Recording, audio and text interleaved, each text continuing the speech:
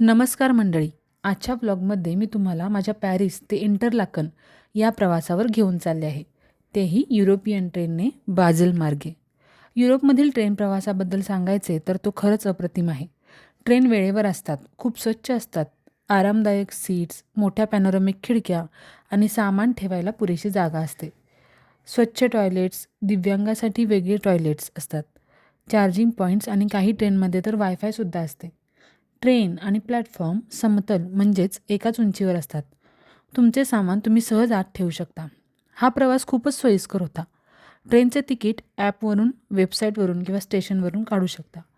युरोपमध्ये train network इतकं मजबूत आहे की तुम्ही एका देशातून दुसऱ्या देशात सहज ताण न घेता प्रवास करू शकता.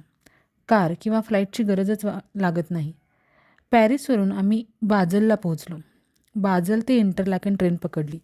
या प्रवासादरम्यान एक विलक्षण व्यक्ती आम्हाला भेटली, रोलंड नावाची. वय वर्ष 83, इंटरलाकनचे रहिवासी. नुकतेच फिशिंग करून बोस्नियावरून परतलेले. ते एकटेच राहतात, स्वतःची काळजी स्वतः घेतात.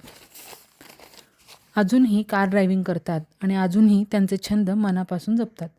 त्यांचे छंद म्हणजे फिशिंग आणि स्कीइंग. व्यवसायातून त्यांनी निवृत्ती घेतली आहे, पण जीवनातून नाही. त्यांच्याशी बोलताना जाणवलं की वय हा केवळ एक आकडा आहे. खरी तरुणाई तुमच्या मनात असते. हा एक प्रेरणादायी अनुभव होता. आता पुढे सांगायचं तर ट्रेनच्या खिडकीतून दिसत होता तो नजारा शब्दात मांडणं कठीण आहे. जसं जसं स्वित्झर्लंडमध्ये प्रवेश होतो तसं वातावरण पूर्ण बदलायला लागतं. पॅरिसच्या शहरी गर्दीतून बाहेर येऊन इथे डोंगर, हिरवीगार टेकडी, मोकळ्या कुरणात फिरणाऱ्या गायी आणि दूरवर पानगळीमध्ये विविध रंगांनी नटलेली झाडं पाहिली की मन शांत होतं. उंच उंच पर्वत, छोट्या गावातील छानशी घरं आणि निसर्गाची शांतता. स्वित्झर्लंडमध्ये प्रवेश करतानाच जाणवतं की आपण एका वेगळ्याच जगात आलो आहोत.